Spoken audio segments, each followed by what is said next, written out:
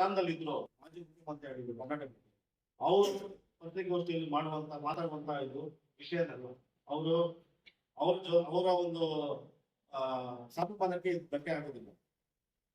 ಮೊನ್ನೆ ಹನುಮಾನ್ ಚಾಲೀಸ್ ಅಂದ್ಬಿಟ್ಟು ಹಾಡಾಕಿದ್ರು ಅಂತ ಗಲಾಟೆ ಆಯಿತು.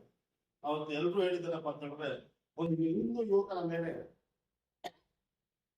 ಅತ್ಯಾಚಾರ ಆಗ್ಬಿಟ್ಟು ತೇಜಸ್ವಿ ಸೂರ್ಯ ಆಗ್ಲಿ, ಸಿಟಿ ರವಿ, ಶೋಭಾ ಕರಂದ್ಲಾಜೆ, ಯಡಿಯೂರಪ್ಪನಾಗ್ಲಿ, ಬಿಜೆಪಿ ಎಲ್ಲ ಒಂದು ಪ್ರತಿಭಟನೆ ಮಾಡಿದ್ರು. ಅವ್ರೆಲ್ರಿಗೂ ಇವತ್ತು ನಾನು ಕರೆ ಕೊಡ್ತಾ ಇದ್ದೀನಿ.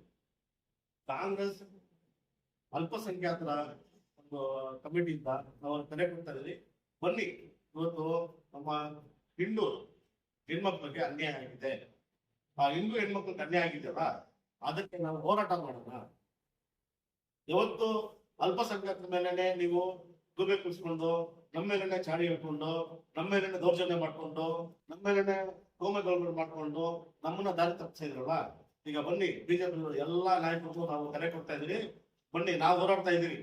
ನಾವು ಈ ಹೋರಾಟವನ್ನ ಮಾಡ್ತೀವಿ. ಅಲ್ಪಸಂಖ್ಯಾತರು ನಾವು, ನಮ್ಗೆ ಎಲ್ರು ಅಕ್ಕ ತಂಗಿ ಇದ್ದಂಗೆ, ಎಲ್ರು ಅಣ್ಣ ತಮ್ಮದಿದ್ದಂಗೆ.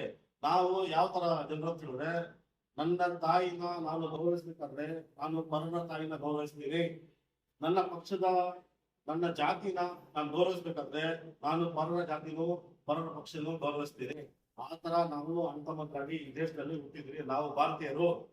ಬನ್ನಿ, ಹಿಂದೂ ಹೆಣ್ಮಕ್ಳಿಗೆ ಹಾಸನದಲ್ಲಿ ಒಬ್ಬ ಕಿಡಿಗೇಡಿ, ಒಬ್ಬ ಅಯೋಗ್ಯ ಜನರನ್ನು ಏಮಾರಿಸಿಕೊಂಡು ಅದನ್ನ ದೌರ್ಜನ್ಯ ಮಾಡಿಸಿಕೊಂಡು ಹೆಣ್ಮಕ್ಳನ್ನ ದಾರಿ ತಪ್ಪಿಸಿದಾನೆ.